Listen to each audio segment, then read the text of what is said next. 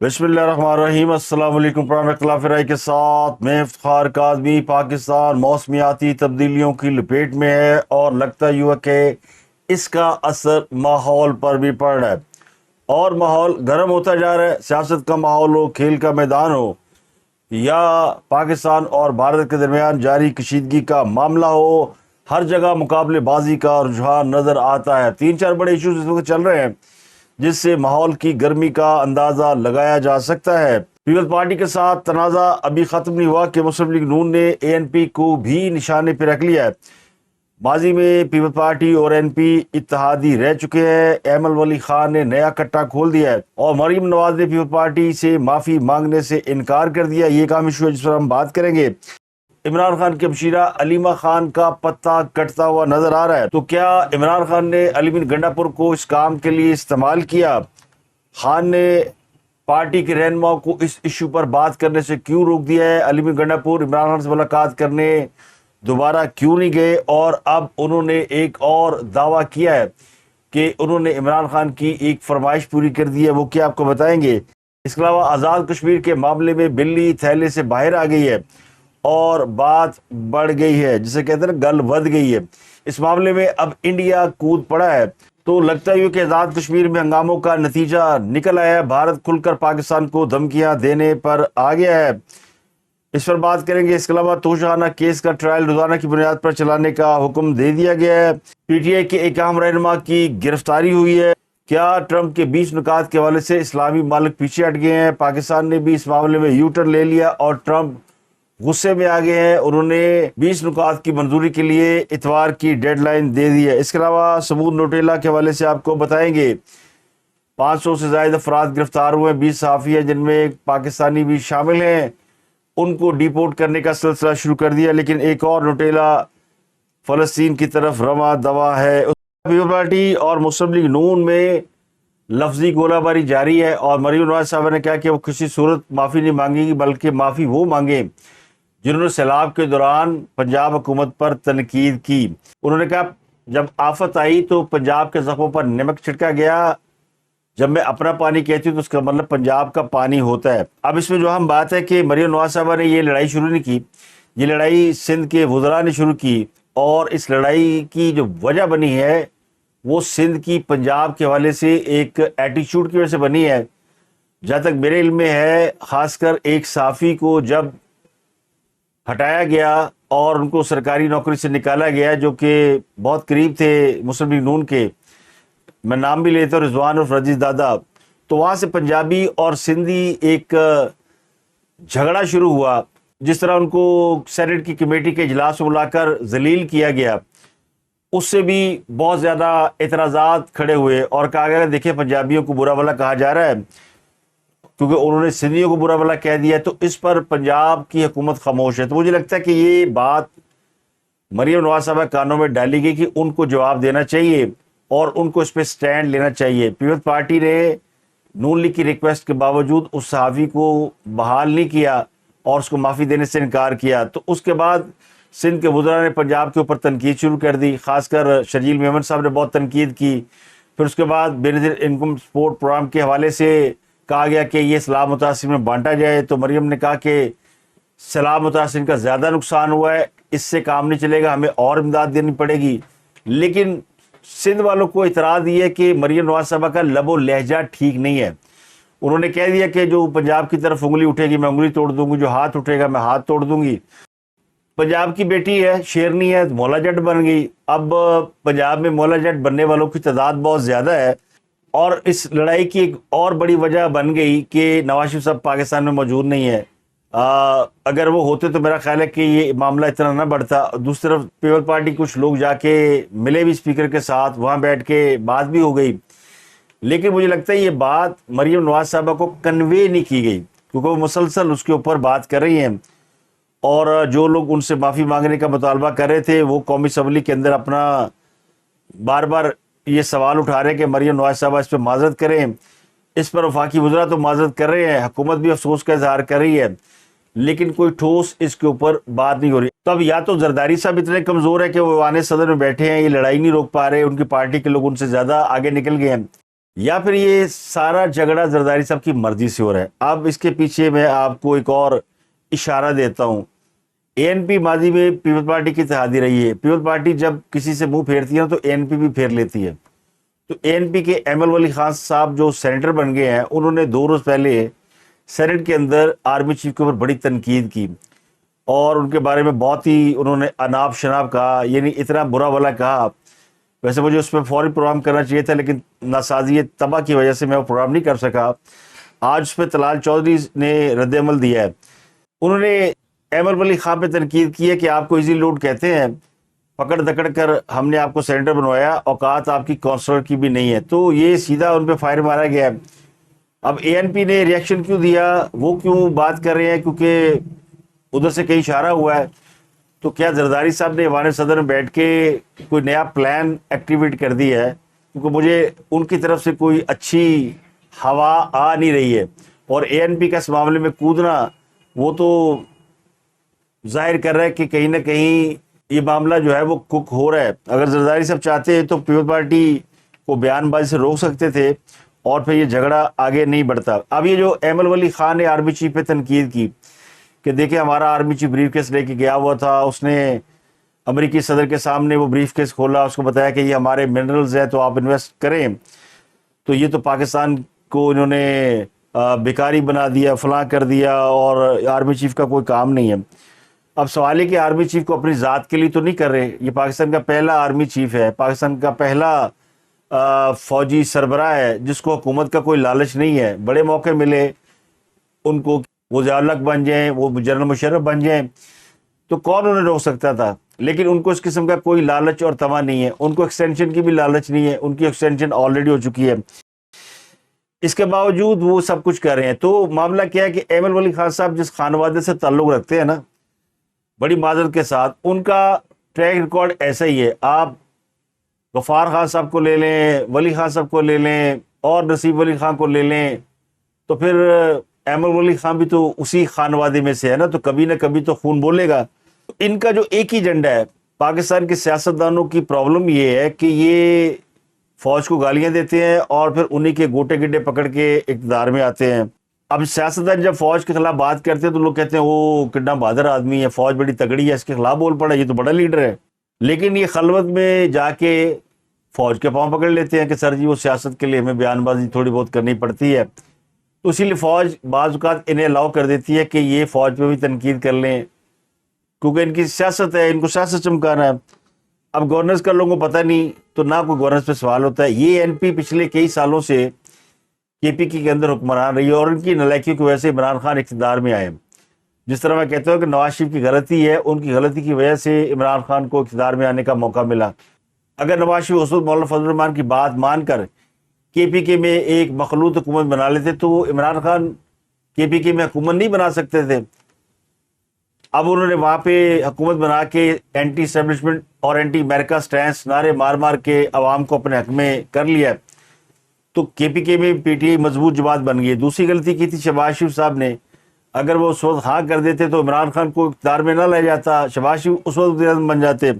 کہ army chief کو تو کوئی مسئلہ ہے نہیں. اب ان سب لوگوں کو تکلیف کیا ہے کہ ہم نے تو کچھ کیا نہیں، کہیں فوج آ کے یہ کام نہ کر جائے. اور فوج جب ایسے کام کرتی ہے تو لوگ فوج زندہ باد کے نعرے لگاتے ہیں.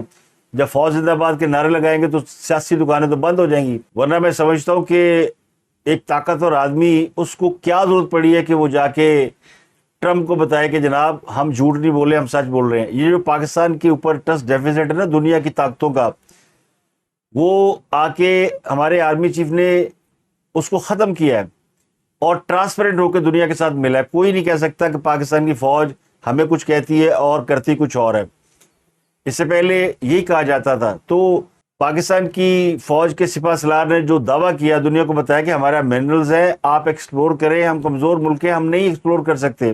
تو انہوں نے ثبوت کے طور پر ٹرمپ کو وہ چیزیں دکھائیں کہ یہ ہماری حقیقت ہے، آپ اس کو خود اپنی آنکھوں سے دیکھ سکتے ہیں. دوسری تکلیف ان کو بڑی پرانی ہے، وہ بلوچستان اور کے پی کے کی یکساں تکلیف ہے. یہ جو افغان بارڈر بند ہوا، افغانیوں کو واپس بھیجا، تو ان دو صوبوں میں جو میکسیمم لوگ ہیں ان کا تو سارا دھندا ہی اسمگلنگ ہے. یہ کوئی کھیتی باڑی تو کرتے نہیں ہے، یہ کوئی آئی ٹی ایکسپرٹ تو ہے نہیں، نہ ہی یہ ان کا کوئی اور کام ہے. مائننگ ان کا کام ہے اور اسمگلنگ ان کا کام ہے. اب اسمگلنگ میں پیٹرول بھی ہے، ڈیزل بھی ہے، اور افغانستان سے اور ہزاروں چیزیں اسمگل ہوتی ہیں.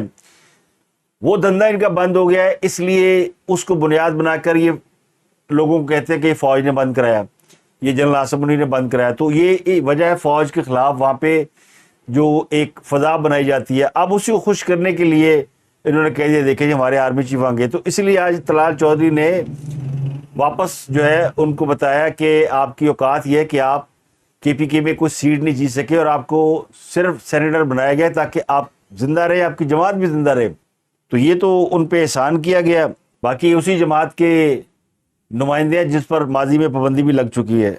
تو اب طلال چودھری نے ان کو آڑے ہاتھوں لیا ہے، تو ان کا بھی جواب آئے گا تو ان کے ساتھ ایک علیحدہ جھگڑا شروع ہو جائے گا. تو یہ مجھے لگتا ہے یہ پیچھے سے کہیں سے ہل جل ہو رہی ہے. اب کیوں ہو رہی ہے اس کی تلاش جاری ہے. میں کوئی ہوا میں نہیں چھوڑنا چاہتا کہ کیوں ہو رہی ہے.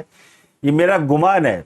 میں پیپل پارٹی کی نیت میں شک نہیں کرتا ہوں. زرداری صاحب کا بھی رائٹ ہے، وہ سیاستدان ہے، وہ سیاست کر سکتے ہیں اور وہ چاہتے ہیں بلال بھٹو پاکستان کے وزیر اعظم بنے اور جلد بنے. تو ہو سکتا ہے وہ اس بات کا انتظار نہ کر پا رہے ہوں کہ یہ حکومت 5 سال پورے کرے. تو یہ سیاسی لڑائی اتنی خطرناک ہوتی ہے کہ اس میں بہن بھائی دوست عزیز سب قربان ہو جاتے ہیں. آپ پی ٹی آئی کو دیکھ لیں، ان کے اندر اقتدار کی ایک لڑائی چل رہی ہے. ابھی تو پاکستان کے اقتدار تو دور کی بات ہے، پارٹی کے اقتدار کی لڑائی چل رہی ہے. علی بین گنڈا پور نے علیمہ خان پر الزام لگایا تھا کہ وہ اسٹیبلشمنٹ کے ساتھ ملی ہوئی ہے. یہ بات انہوں نے عمران خان کو بتائی، پھر انہوں نے ویڈیو پیغامیں بھی دی. علیمہ خان نے میڈیا کو بتائی کہ میرے پہ یہ الزام لگ رہے ہیں. اب اس کے بعد کیا ہونا چاہیے تھا کہ دونوں میں سے ایک تو غلط ہے. یا تو گنڈا پور نے جھوٹا الزام لگایا ہے تو خان صاحب کو انہیں ہٹا دینا چاہیے تھا، یا پھر الزام سچا ہے تو علیمہ خان کو ہٹا دینا چاہیے تھا. ان کو منع کر دیا جاتا کہ وہ اڈیالہ جیل نہ جائیں یا سیاسی معاملات میں بات نہ کریں. پھر کہا گیا کہ عمران خان نے گنڈا پور کو ملاقات کے لیے بلایا ہے. گنڈا پور سپریم کورٹ چلا گیا، جی مجھے ملاقات کی اجازت دلائی جائے. جبکہ 2 روز پہلے وہ صبح 7 بجے جا کے عمران خان سے ملاقات کر کے آئے تھے. تو وہ کس کی اجازت سے گئے تھے؟ وہ تو سپریم کورٹ نے انہیں نہیں بھیجا تھا. تو اب اگر وہ ملاقات کرنا چاہتے تو دوبارہ انہی ذرائع سے کہتے مجھے بھیج دو. تو یہ جو ساری کھچڑی پکی ہوئی ہے، اس کے اوپر بیرسٹر علی ظفر نے جو ہے وہ اس کا اینڈ کر دیا یہ کہہ کر کہ عمران خان نے منع کر دیا کہ اس کے اوپر کوئی بات نہیں ہوگی. بھئی یہ تو عجیب و غریب بات ہے کہ آپ ایک انتہائی اہم ایشو کو، جس میں آپ کی بہن کے اوپر الزام لگا ہے کہ وہ پارٹی کو بٹرے کر رہی ہے، عمران خان کے ساتھ دغا کر رہی ہے، پارٹی کے کارکن جیل کے اندر ہے، مارے کھا رہے ہیں، بوڑھے بوڑھے بندے ہیں، یاسمین راشد، اعجاز چودھری، کئی لوگ سزائیں بھگت رہے ہیں، اور علیمہ خان کو کوئی پوچھنے والا نہیں ہے، یا گنڈا پور کو کوئی اقتدار سے ہٹانے والا نہیں. وہ کہ چھٹی کرو بھائی، کسی دوسرے کو لایا جائے، یہ تو غدار ہے. لیکن ایسا نہیں ہو رہا. الٹا علی بن گنڈا پور صاحب نے آج خبر دی ہے کہ حکومت مان گئی ہے کہ ہم افغانستان کے ساتھ مذاکرات کرنے جا رہے ہیں. تو یہ عمران خان صاحب کی خواہش تھی، وہ مطالبہ کر رہے تھے. تو گنڈا پور نے کیا عمران خان کو خوش کرنے کے لیے یہ نئی شدنی چھوڑی ہے کہ خان صاحب تہاڈی گل مان لی ہے، لو سے افغانستان نہ گل کرن جا رہے ہیں.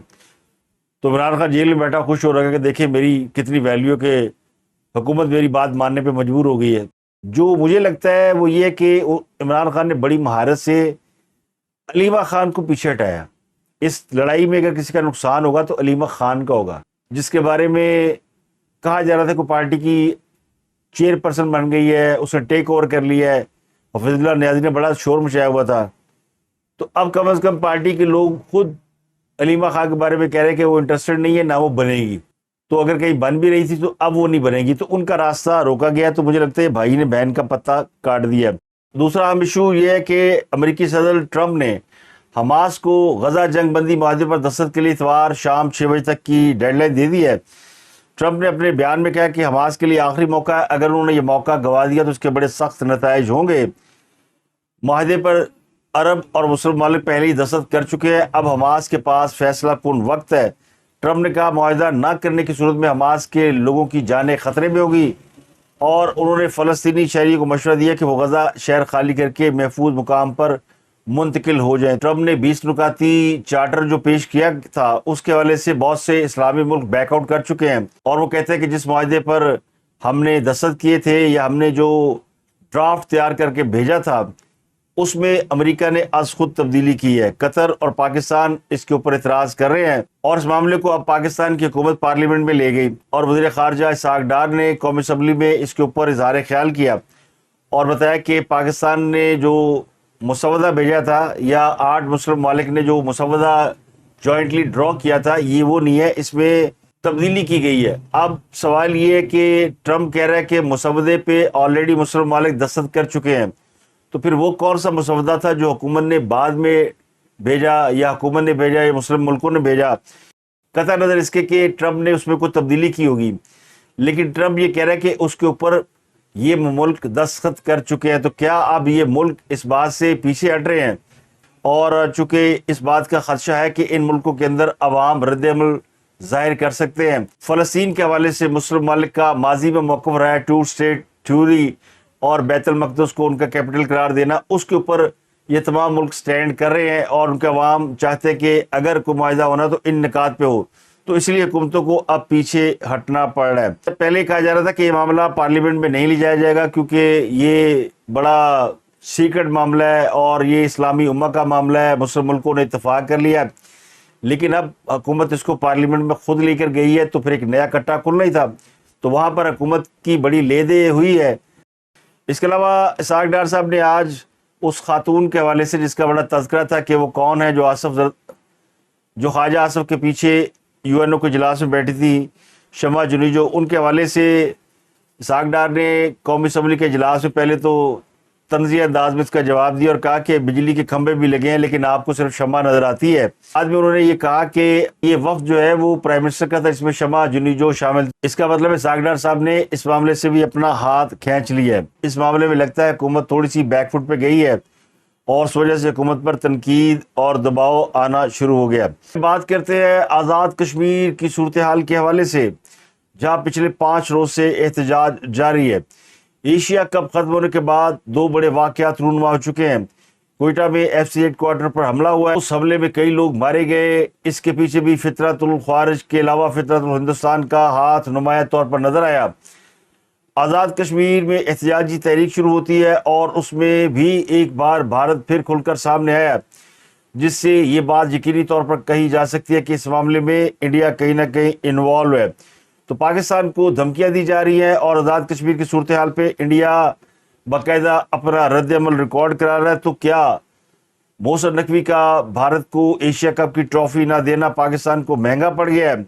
جموں کشمیر عوامی ایکشن کمیٹی کال پر جمعے کو بھی مکمل ہڑتال اور لاک ڈاؤن جاری رہا۔ گو حکومت کے ساتھ مذاکرات کے 2 راؤنڈ ہو چکے ہیں اور حکومتی ذرائع یہ دعویٰ کر رہے ہیں کہ جلد ہی مذاکرات کی کامیابی کا اعلان کر دیا جائے گا، لیکن جمعے کو بھی تمام بازار، سڑکیں، پبلک ٹرانسپورٹ بند رہی۔ مختلف مقامات پر احتجاجی مظاہرے کیے گئے۔ ہڑتال کی وجہ سے دہاڑی دار مزدوروں کی زندگی اجیرن ہو کر رہ گئی ہے۔ جمعے کو دوبارہ مذاکرات کا 2-2.5 گھنٹے دور ہوا، تو 2 بڑے اہم معاملات ہیں جن کے اوپر ڈیڈ لاک بتایا جاتا ہے، جن میں مہاجرین کی 12 سیٹیں، کابینہ کا حجم کم کرنے کے مطالبات شامل ہیں۔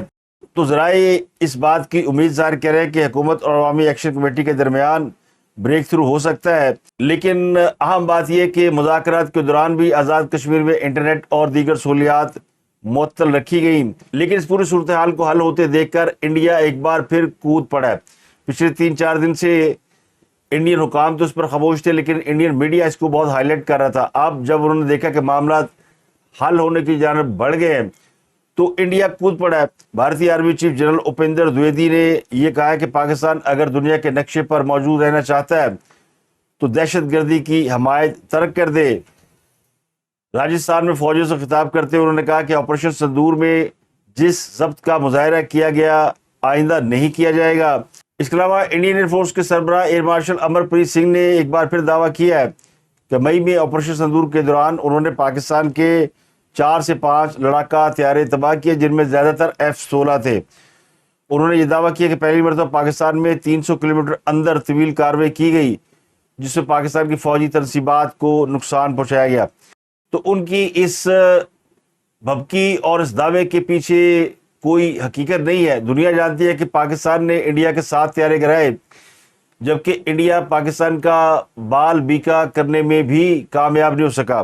امرپریت سنگھ اس سے پہلے بھی پاکستانی طیارے گرانے کا دعویٰ کر چکے ہیں، اور پہلے بھی ان سے جب میڈیا نے سوال پوچھا تھا تو وہ کوئی ثبوت پیش نہیں کر سکے تھے۔ اب چونکہ انڈیا کے اندر یوم فضائیہ منایا جا رہا ہے، یہ غالباً 93rd یوم فضائیہ ہے انڈیا کا، تو اس موقع پر کوئی لمبی چھوڑنا، کوئی بڑی چھوڑنا ضروری تھا، تو انہوں نے سمجھا کہ ہم یہی کہہ دیتے ہیں کہ ہم نے بھی پاکستان کے طیارے گرائے ہیں، اور بھارتی وزارت خارجہ نے اس پر پہلا باضابطہ رد عمل بھی جاری کیا ہے، اور یہ کہا ہے کہ پاکستان میں سیکورٹی فورسز نے 69 شہریوں کو تشدد اور ظلم کا نشانہ بنایا ہے۔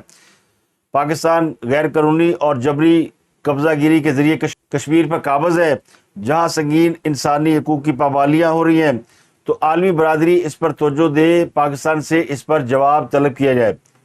تو آزاد کشمیر کے مسئلے پر بھارت دنیا سے مطالبہ کر رہا ہے کہ پاکستان سے اس حوالے سے بات کی جائے، اس سے پوچھا جائے، تو اس مسئلے کو وہ ہائی لائٹ کرنے کی کوشش کر رہا ہے، لیکن وہ اس میں ناکام رہے گا، کیونکہ یہ معاملہ جلد یا بدیر پاکستان کی حکومت حل کرنے جا رہی ہے۔ اب آزاد کشمیر میں مہاجرین اور جموں کشمیر کے لیے مخصوص نشستوں کا ایک معاملہ ہے، اس پر جو مظاہرین ہیں یا وہاں کے لوگ ہیں، اور اس بات پر اعتراض ہے کہ یہ مہاجرین آزاد کشمیر پر بوجھ ہیں، کیونکہ ان نشستوں پر منتخب ہونے والے بیشتر اراکین نہ تو آزاد کشمیر میں رہتے ہیں، نہ وہاں کے عوامی مسائل سے جڑے ہیں۔ تو اب بھی جو 12 لوگ آزاد کشمیر میں مہاجرین کی نشستوں پر کامیاب ہوئے ہیں، ان میں عبد الماجد خان جو کہ وزیر خزانہ، ان کا تعلق پشاور سے ہے، جاوید بٹ وزیر ٹرانسپورٹ، ان کا راولپنڈی سے ہے، محمد اکمل سرگلا یہ ناروال کے ہیں، یہ وزیر جنگلات ہے، محمد اکبر چودھری گجرات سے تعلق رکھتے ہیں، یہ وزیر خوراک ہے، محمد آصم شریف وزیر سپورٹ ہے، ملتان سے تعلق ہے، محمد احمد رضا قادری وزیر مذہبی امور ہیں، راولپنڈی سے تعلق ہے، راجہ محمد صدیق وزیر صنعت و تجارت ہے، یہ اٹک میں رہتے ہیں، عامر عبدالغفار لون وزیر ماحولیات ہے، شادمان ٹاؤن سے لاہور سے تعلق ہے، غلام محی الدین دیوان ممبر پبلک اکاؤنٹ کمیٹی، یہ بھی لاہور میں رہتے ہیں، اور دیگر 3 اراکین کا تعلق گجرانوالہ اور سیالکوٹ سے ہے۔ اعداد و شمار کے مطابق ان میں سے 9 اراکین کو ملا کر 1000 سے بھی کم ووٹ ملے۔ ٹوٹل ووٹ جو ہے مہاجرین کا وہ 3.25 لاکھ ووٹ ہے، ان میں سے 12 لوگ منتخب کیے جاتے ہیں۔ یہ وہ اہم نقطہ ہے جس کے اوپر حکومت اور مظاہرین کے درمیان ڈیڈ لاک ہے۔ اب یہ جو آزاد کشمیر مہاجرین جموں کشمیر کی مخصوص نشستیں ہیں، اس کو بعض لوگ انتخابی سیاست کے لیے استعمال کرتے ہیں، مگر بعض لوگ اسے ایک گہرا قومی نظریاتی اور سفارتی معاملہ قرار دیتے ہیں، اور وہ سمجھتے ہیں کہ اس کو محض احتجاج اور مطالبے کے اوپر تبدیل نہیں کیا جانا چاہیے۔ یہ 12 نشستیں صرف سیاسی نمائندگی کا ایک کوٹا نہیں، بلکہ یہ پاکستان کے مسئلہ کشمیر پر تاریخی اصولی موقف اور عوام کی عظیم قربانی اور پاکستان کی آئینی اخلاقی ذمہ داریوں کی علامت ہے۔ ایک مطالبہ تو مجھے لگتا ہے کہ جائز ہے کہ اگر یہ لوگ منتخب بھی ہوتے ہیں تو ان کو اہم عہدے دینا یہ زیادتی ہے، کیونکہ یہ مقامی مسائل سے ناواقف ہوتے ہیں۔ دوسرا مسئلہ اسی حوالے سے ہے کہ جب اتنے لوگ ایڈجسٹ کیے جاتے ہیں، ان کو وزارتیں دی جاتی ہیں، تو کابینہ کا سائز بہت بڑا جاتا ہے، تو اس کا حجم کم کیا جانا چاہیے۔ تو یہ معاملہ اب تقریباً حل ہونے کے قریب ہے، تو انڈیا پھر کیا کرے گا؟ اور یہ جو آزاد کشمیر میں اچانک ہوا ہے، یہ اچانک نہیں ہوا، اس کے پیچھے ایک لمبی سٹوری ہے، اور مجھے لگتا ہے کہ یہ انڈیا اپنی وہ کہتے ہیں نا خار نکال رہا ہے۔ مئی میں جنگ ہاری وہ الگ، لیکن جو ایشیا کپ میں پاکستان کو انہوں نے ریڈیکیول کرنے کی کوشش کی، امبیرس کرنے کی کوشش کی، اس کا بھی انہیں زیادہ نقصان ہوا ہے، اور وہ دنیا بھر میں مذاق بن کر رہ گئے ہیں، اور محسن نقوی سے ٹرافی نہ لے کر انہوں نے اپنے لیے جگہ صحیح کا سامان پیدا کیا ہے۔ تو اب غصے میں کہہ لیں، خار میں کہہ لیں، ریونج میں کہہ لیں، انہوں نے اپنے وہ سلیپر سیل ایکٹیویٹ کیے ہیں جو بلوچستان اور آزاد کشمیر میں تھے، تو آج اس کا نتیجہ ہمیں نظر آ رہا ہے۔ اس کے علاوہ خبر یہ کہ 9 مئی کے کیس میں سزا پانے والے عبداللطیف چترالی، انہوں نے انسداد دہشت گردی عدالت میں سرنڈر کر دیا ہے، گرفتاری دے دی ہے، جج نے انہیں جیل بھیج دیا ہے۔ ایک اور اہم خبر اسلام آباد ہائی کورٹ سے ہے کہ انجینئر محمد علی مرزا کو اسلامی نظریاتی کونسل کی قرارداد میں گستاخ کہنے کے خلاف اٹارنی جنرل سے جواب مانگ لیا گیا ہے، اور اسلامی نظریاتی کونسل کو نوٹس جاری کر دیا گیا ہے۔ جسٹس محسن اختر کیانی نے ڈاکٹر اسلم حاقی کی درخواست پر سماعت کی ہے۔ تو درخواست گزار نے کہا کہ ایسے فتوے مجھ پر بھی لگے ہیں، میں بھی اس طرح کے معاملے سے گزر چکا ہوں، انجینئر محمد علی مرزا نے سب کی منجی ٹھوکی ہوئی ہے، اس لیے اسے ٹارگٹ کیا جا رہا ہے، اس طرح تو وہ اسے مار دیں گے۔ عدالت نے 5 نومبر کو اٹارنی جنرل کو طلب کیا، یعنی 1 ماہ بعد۔ تو عدالت نے کوئی جلدی نہیں کر دی۔ اب یہ جو جسٹس محسن اختر کیانی صاحب ہیں، کوئی اور کیس ہوتا تو خاص کر ہمارے پی ٹی آئی والوں کا، تو یہ تو شاید اسی دن طلب کر لیتے کہ شام تک پیش ہوں، 1 گھنٹے میں پیش ہوں، لیکن انجینئر محمد علی مرزا کے کیس میں انہوں نے 1 ماہ از خود تاریخ ڈال دی ہے۔ وجہ کیا ہے؟ یہ وہی انجینئر محمد علی مرزا جنہوں نے عمران خان کی منجی ٹھوکی ہوئی تھی۔ اب تک کے لیے اتنا ہی، آپ سے ملاقات ہوتی اگلے ولاگ میں۔ اپنا گرد و نواح کے لوگوں کا بہت خیال رکھیے۔